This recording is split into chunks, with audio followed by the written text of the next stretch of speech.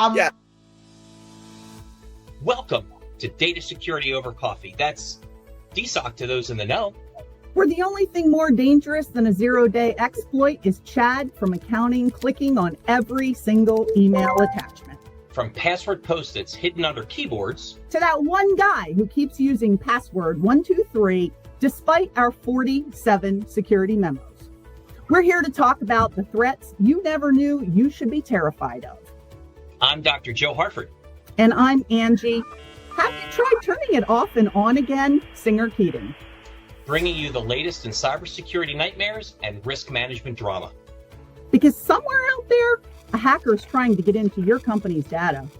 And Karen from HR just clicked on another free iPhone pop-up. This is Data Security Over Coffee, DSOC, where every episode is a penetration test you didn't ask for.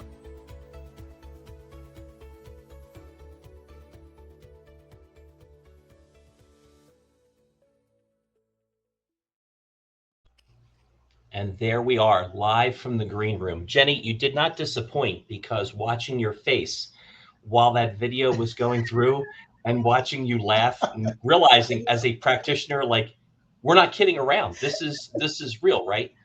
Absolutely. I did want you all to know. I didn't know you actually could see my face. Oh yeah, it's great. Watching you in the green, like, freaking around with her hair, trying to look pretty. And I just cut all my hair off because, I'm crazy. I did want you both to know, I received a phone call this morning at 9 o'clock from ABC Studios expecting us to be better than Jimmy Kimmel. So I'm really hoping that with the 195 people that are currently watching, we're going to get there. So Jimmy, be on the lookout, because Data Security Over Coffee is coming after your spot. Absolutely. So we are joined by, I would have to say, someone who is as smart as Angie, and maybe even smarter. I doubt that. And Jenny, she is. And so before we get into the opportunity we often take to terrorize our guests, Jenny, why don't you tell people who you are, what you do, and why did you decide to waste your time and be on our podcast? Wow. So it's a very long story, right? But the reality is I've been in technology for almost 30 years. I started out in software development, but as those many decades have come around, I've moved into the privacy and security space. And so I really do have this underlying passion for getting people to understand the importance of privacy and security. Over the last 15 years, I've really focused on, the community of the small to medium-sized business, some other organizations like nonprofits, and those organizations are just not doing enough, right, in general. And so it really has become a passion for me to take what I know when it comes to software, and then what I've experienced with the number of organizations that I've worked for, and hoping to make an impact, right? And so I really do appreciate the opportunity today to discuss this really important subject as far as budgeting for 2026. So thank you. Absolutely. And don't you have something even more important in your background, on your resume or your LinkedIn profile that's important? Or maybe I'm mistaken. Were you not part of the United States military? Yes, I was. So I was fortunate to be able to graduate from the United States Military Academy. So I'm very proud of that. But I did get out after my time to serve. Again, I'm kind of a little bit on the older side. So I graduated in 94. And then after that, went into technology.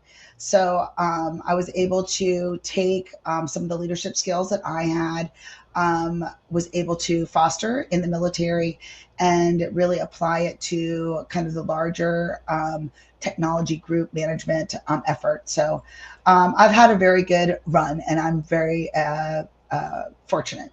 Very cool. Thank you for your service and for being one of those crazy females that not only got in, but made it happen and came out, and look at yourself today. That's a big deal. Okay, so one of the things that we talk about with cybersecurity budgeting, and planning for next year, I think often people, they want to jump into, oh my gosh, what's the tool I should buy? Or, oh my gosh, should I worry about how many more endpoints am I going to cover? And, oh my gosh, how much am I going to pay my MSP or MSSP or ABC or whatever alphabet soup you want to use, right? I think the bigger conversation and the area I believe that you and Angie focus on is really around governance, risk, and compliance, and planning, and bringing the C-suite to the table, and really continuing to reinforce the message that bring IT and cybersecurity professionals to the boardroom table now. Don't wait until there is a security incident. And so what I would really like to kind of frame the conversation around today, when you think about, Jenny and Angie, when you think about budgeting and planning for 2026, what are the things that matter most? Like, where do people really need to begin and focus on as they go through this process to get ready for next year? Jenny, so take it away. Okay. So, I think it's very interesting because I speak to a lot of organizations and they're like, what should we budget? What's the number? Right. And there is no right answer. Okay. Because every single organization is different.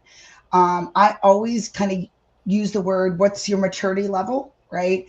Your maturity level and what you did last year is also going to impact what you do today and in the future. So, one of the things that, I think is, well, I would say that most organizations have kind of overcome the hump is moving out of the, on-site, on-prem kind of solutions and kind of moving into the cloud. I think that in 2026, one of the things that people are going to have to invest in is they've already moved into the cloud, but they might not have actually done it the right way. Right. So they said, all right, something very basic like moving to Office 365. Right. They've made that investment. They probably played an MSP to do it, or they did it internally. But that doesn't necessarily mean they're optimizing it and doing everything they need to do. And so, it's taking that and actually analyzing, finding out what that organization's needs are and what their goals are. And then I'm a big proponent of not doing a big bang, right? If you go and you make it unattainable, you're going to budget and you're not going to spend any of it, right? So I believe you need to go in there and say, okay, here's our biggest issue. We're going to tackle these issues, and this is the amount that we're going to be able to put toward it. It makes it attainable, and it's something that you can strive to get to. Every single year over year, the goal is maturity, is to get better than you were the year before. It's not to, close the doors, lock it with a key and be 100% perfect, because you'll never achieve that. So that's the one thing that I would say. If you go out there and you do a quick Google, everyone always says something between 4% and 15% of your IT budget should go to InfoSec, right? I think that's a good gauge, but it may vary. There are still some organizations that have done nothing, right? They're going to likely, if they want to, they need to spend a little bit more. There are other organizations that have spread out their budget across multiple years, and therefore they may be able to get with spending a little bit less this year. Yeah, I think those are excellent points. And I think the other thing that's really important is to define in your budget IT security versus cybersecurity, because they are distinctly different. And so I don't think that your EDR solution should be counted as cybersecurity. It's not. It is today operational IT. And so you need to be looking at your cybersecurity budget when you're talking about that 15% high end. I wish they would spend that kind of money. Let's use 10% because math is hard and I can, figure that out. When you take all of your direct labor, all of your IT labor, all of your tools that go towards your operational IT. And again, I include that EDR, I include your firewalls, all of that stuff. That is just operational table stakes of owning a business that's connected to the internet. The cybersecurity budget is going to be things like making sure that your incident response plan is up to date or creating one in the first place. It's going to be doing tabletop exercises with those incident response plans. How long ago did you write that business continuity and disaster recovery plan? Probably a while ago. Some people way back in bird flu, and they have things referenced in there that aren't even in use anymore, antiquated technology. So you want to get that BCDR plan up to date. You want to tabletop it. And then in today's world, I really think it's important that in your cybersecurity budget, you're going to budget for some outside expertise because specifically AI, not many organizations have expertise that are going to be able to help you secure or look at your risk management around the AI usage in your organization.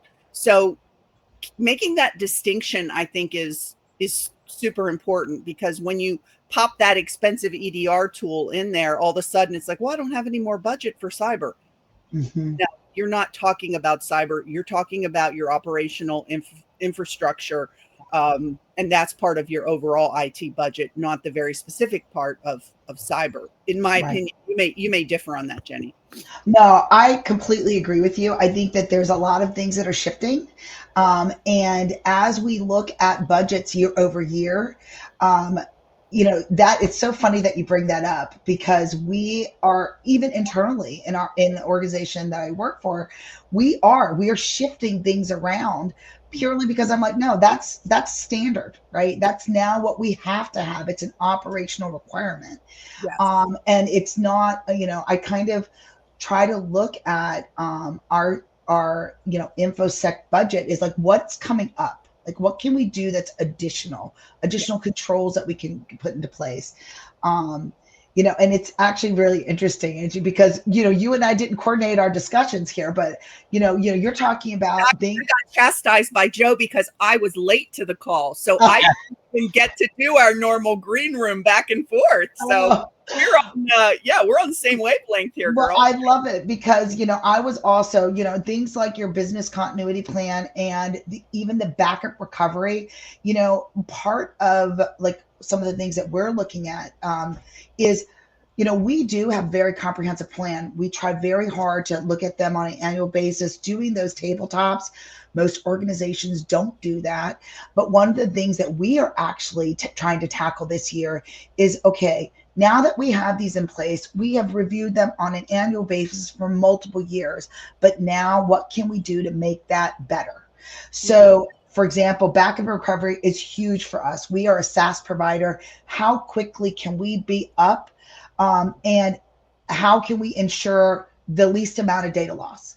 And so we are looking this year to add some automation into that, and to build out that infrastructure a little bit more solidly. And I think that that's something that, again, it's about maturity of the organization. But you bring up really good things that people kind of forget about, which are administrative controls. Like, how do you wrap this into the entire InfoSec world and your budget to make sure that you are still growing in those areas? So I'm really glad you brought those up. So somebody has a question, and I'll do my best, because like me, people don't type very well, but that's okay. I never get to see the questions or the chats. Well, I'm happy to turn all of this responsibility over to you. As soon as you say you got to do the work, no. She wants to have the fun stuff, but she doesn't want to do the work. Anyway, okay. So Jenny, you talked about maturity a number of times. That was interesting. Was that you? You are no longer. Angie's a busy woman. Okay, you should type in goober. Goober. Goober. Oh my gosh. Anyway. Okay, so Jenny, you talked about maturity. Angie, you talked about spend. I guess if I can kind of figure out this question. So how does an organization, and let me frame it this way. Let's use this. I own a company. I have 250 employees. I have 2 offices. Some people work remote. And I am a service provider in the in the healthcare space. Okay, so there's a frame of reference. So I think what this person is asking is, so if that's the case, and somebody either A, have never budgeted for cybersecurity before, or they have, but they're really not sure if it's right or not, what do they do to begin the process? Like, what do they do starting October 3rd of 2025 to budget for 2026? Where do they start? So in my opinion, if you haven't done anything right now, the first step is a risk assessment, right? You need to understand what you're trying to do better at, right? And understanding your risk. Okay. That also couples with, what your business goals are. What are you doing as a business? What's your goals? Those two things are key variables in taking that very next step. Gotcha. Yeah. Okay. Agree with Jenny, but I would also add on, it even starts before that, which is the number one fundamental thing that almost no one does well, which is inventory what you have. And I don't just mean your tools, your stack. Inventory your people. What skill sets do they have that you either need to budget training for, to augment? But as soon as you start down the path of a risk assessment, the very first thing, whether it's you bring in an outsourced company to do it, or you're going to do it internally, if you have the expertise, step number one is inventory everything, people, processes, and technology. And you're going to need to produce that in some kind of documented written form. And you can't know where to begin if you don't know where you're starting from. And just that breakout alone of what you're currently spending on IT versus cyber, that will probably be a little bit eye-opening if you've been lumping it all together. The other thing I think is really, really important is that when you're looking at this budget number, you know what? I just lost my complete train of thought. It just went totally out of my head. You're aging. Unlike cheese, you are not getting better with age. No, I'm preparing for 3 conferences, a final report in my AI class, and a wedding. You know what that is? Everybody knows what that is. It's on the internet, right? And it's not a little shark. Hello. So we'll come back to Angie because she's a little older, a little more forgetful, Jenny. Joe, I think you're forgetting what her title is. Do you see that right there? It says Joe's boss. I do, but I'm the bad employee in the organization. I am the one that is reported to HR weekly. Just so everybody knows this. By the way, got a note from ABC. We're doing well. We're trending right now, so let's keep it up.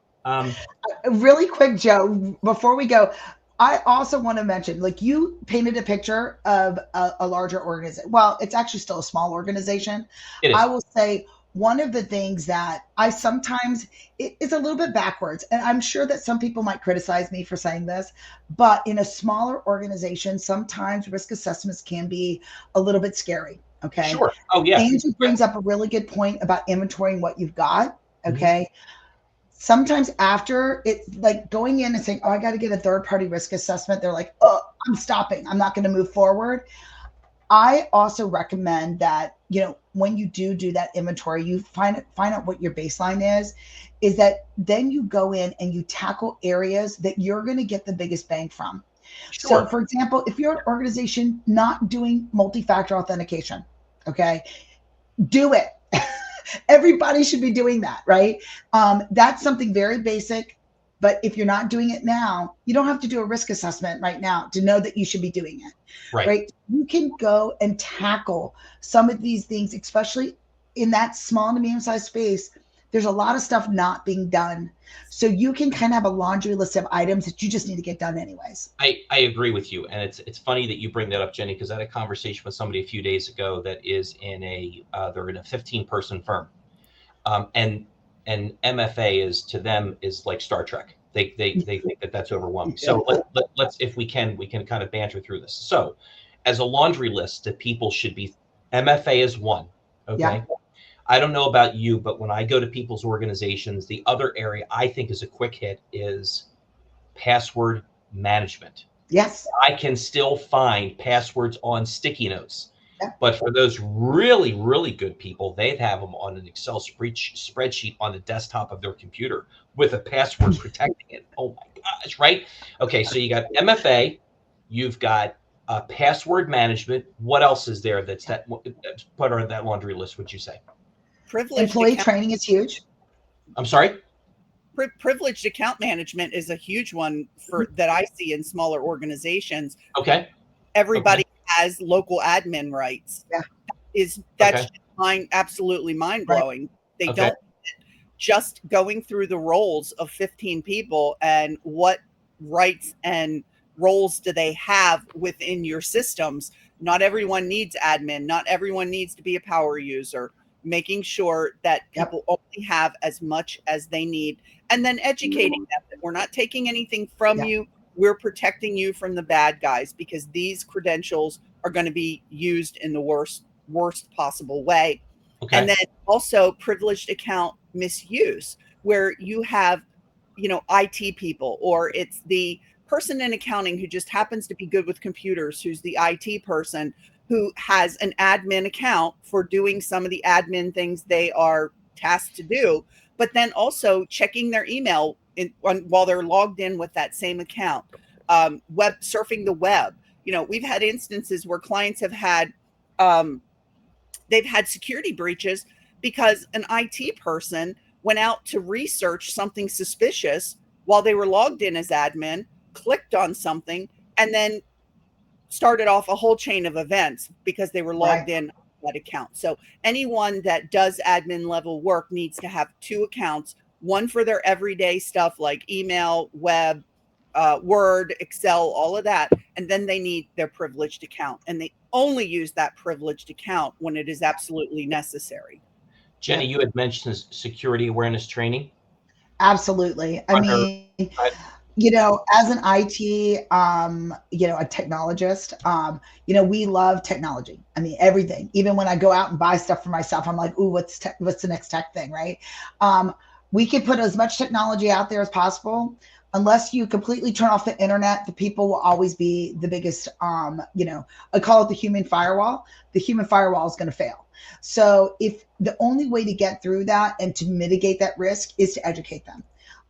And doing that on a recurring basis, and making sure they understand that they are a part of that security team, just their daily work and what they do, clicking on something, you're still going to go out there and have monitoring going on. You're still going to send notifications if something happens, but hopefully with education, it happens less often. Okay, so we've got MFA, we've got password management, we've got privilege access management, we've got security awareness training. I'm not a technologist, I'm just a basic guy. I would say around security awareness training, you've got to add culture. People can't be afraid to report something. And I often say to employers, reward people for reporting things, even if it's not anything that's a big, reward them in some way. Start to get them to buy into the culture. Are there any other items, Jenny, that you think would be important? Well, I wanted to say, I'm going to steal one thing that I read on your website, and that's vendor management. Okay. Vendor management's really super important. Sure. Yeah. Third parties are a huge area for security and privacy risk. And a lot of organizations just trust unnecessarily, right? They go and say, oh, you're a SaaS provider. Oh yeah, you're definitely taking care of all my security. Mm-hmm. And that's not necessarily the case. And so I'm a big proponent of vendor management, consolidating vendors. Don't use the multiple vendors doing the same thing. Really go into those relationships with some care. That is so important. And I'll give you two issues around it that have come up recently. One is that people think that they have an MSP, a managed service provider, that handles their IT, so they're naturally handling their cybersecurity. Mm-hmm. That is not the case. Many MSPs, when you sit down and talk to folks that own those companies or work in sales for those companies, they will talk about how they have been trying to get their clients to add MFA, add all of these, add endpoint detection and response, add 24/7 SOC. And the client's view is, you're just trying to sell me more stuff. Yeah. We're good with what I have. And so the smart MSPs are now making their clients that say that sign waivers that I have talked to you about the benefits of MFA and you have declined. I have talked to you about the importance of endpoint detection and response and you have declined.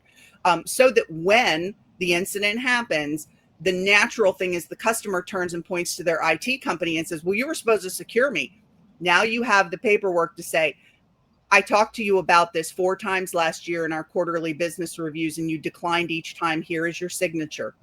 The other issue with vendors that just came up this past week is, Joe and I know someone who is a rep for a major global hardware manufacturer. And I was meeting with a client, and the client, when we were talking about the situation where, well, if you had an attack that was memory based or persistent to the point that you literally have to buy new hardware, what are you going to do?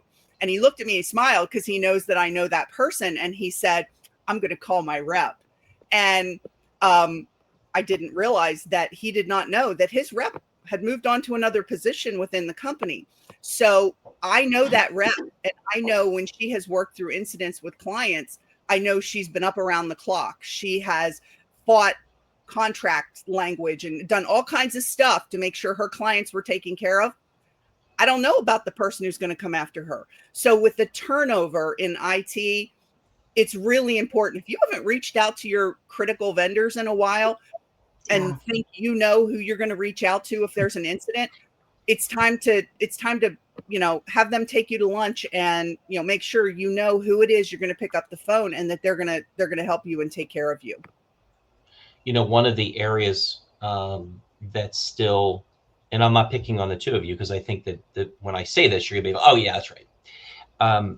But one of the areas that still gets overlooked when we talk about budgeting every year, no one pays attention to IT asset disposition and management. Yes. Everybody pays attention to, hey, my contract's going to renew with my MSP and service provider. Hey, I have to buy this new endpoint protection thing. Hey, is my backup where it needs to be? Hey, I need to buy. Okay, well, where's all this equipment going to go? And how, and IT asset management disposition is a part of vendor risk management because somebody's taking your data in transit. You're not destroying it. It's on that laptop. It's on that phone. It's wherever. And you're going to just hand it over to some, or worst case scenario, you literally have no contracted relationship in place with a vetted, qualified vendor that's going to be managing that for you. You do a really great job on the front side where you buy it from. You do a really great job with the IT people that you hire. So your talent's good. And, you're working with a super cool MSSP on the, complimentary. But then that part, I tell you, Jenny, that's the part that really blows me away. And I'm talking about 15-person organizations up to global organizations that we have worked with where that is just still an afterthought. And it's sad, really sad. No, I mean, you're exactly right. I mean, the reality is that there's a data life cycle, right? People always forget the end of that life cycle. It's like, oh, we're done with the data, right? And they don't realize there is still an endpoint that they are lacking to get to, right? So it's a really good point that you brought up. And, to be honest with you, like even myself right now, we're talking about what's going on with the data is actively being utilized, right? So good job, Joe, bringing something to the table. I like it. Well, and Joe, here's an ugly thing that we kind of thought was maybe past, but is rearing its ugly head again. It's that 4-letter F word in IT asset management, free. Because we've had to deal with this. We've had to deal with this for 25 years, where every time the commodities market is high, there are all of these companies that pop up and they're going to do IT asset management for free. Free transportation, free data destruction, free hard drive shredding, free everything. And because they're going to make all their money on the back end. And commodity markets right now are not necessarily at all-time highs, but what is at all-time highs are components because of the issues around tariffs, because of the issues around imports, and because of the demand for chips and memory because of AI. So here we go again. I was at an event last night, and one of the sponsors is an IT asset management provider that does everything for free. We've been in this business 25 years. There is no such thing as free. Right. You don't have employees who come in for free. You don't have cyber insurance that covers you for free. You don't have trucks that run on the road under DOT regs for free. So free is fine, but you absolutely most definitely get what you pay for. And That's so right. you don't have companies like Reclamere that are SOC 2 audited and have the proper coverages of cyber insurance, and you're getting all of that for free. It's nonsensical, and they're specifically advertising to healthcare, which makes me absolutely terrified. So I thought we were kind of past this, but here we go again with the demand in chips and components driving that back end revenue that always dries up. And when it does, you're left with these people that have stockpiles of material. In this case, they're going to have stockpiles of data, and that's your stuff sitting there. So right. It's terrifying, and it's disheartening that here we are 25 years later, and we are still dealing with this kind of nonsense. Right.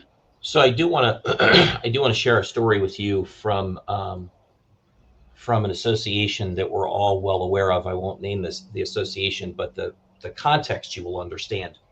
But while I'm telling that story, I'm going to give the two of you an opportunity to put on your thinking caps. What will be the piece of advice that you want to leave everyone with as it pertains to 2026 cybersecurity budgeting and planning? So that's what you should be thinking about, although you should be paying attention to me too. Anyway, so I was in a meeting with a group of professionals in the service industry, and someone had said to me, I don't need to worry about this cybersecurity maturity thing. I said, oh, okay. Well, why do you believe that? Well, first of all, we only have 20 employees. And the other thing is, I don't hold any of my customers' data. Oh, that's interesting. Okay. So can I ask you a few questions? Sure, they said, naively. I said, do you use the internet? Of course I do. I said, do you use email? Of course I do. Do you email your customers invoices and documents and correspond electronically? Of course I do. So you don't think that you present any risk? Now, maybe it's not a huge level of risk, but as a third party, you don't think that you present any risk that perhaps your system gets compromised, and that compromise somehow perhaps compromises your customer? Well, that's not how the internet works. At that moment in time, my brain broke. I had to stop talking and say to myself, you know what? There's that old adage that you can't fix. And I won't say the word because, some people may get offended. But I was like, you have got to be kidding me. And there are people out there, they genuinely believe that in their organization, they will say things like, well, I'm not in healthcare. I'm not in financial services. Hello to the world of the 225 people. Jenny has a very powerful following. Target was breached how? That's right, by an HVAC vendor outside of Pittsburgh. They're not in healthcare. They're not in financial services. They're an HVAC vendor, for goodness sake. They created a breach. Not because they're malicious. It happens. Okay. So when people say that kind of stuff, I just sit back and I'm like, this isn't even the budgeting and planning conversation. This is the oh my gosh, this is a business conversation. You present risk.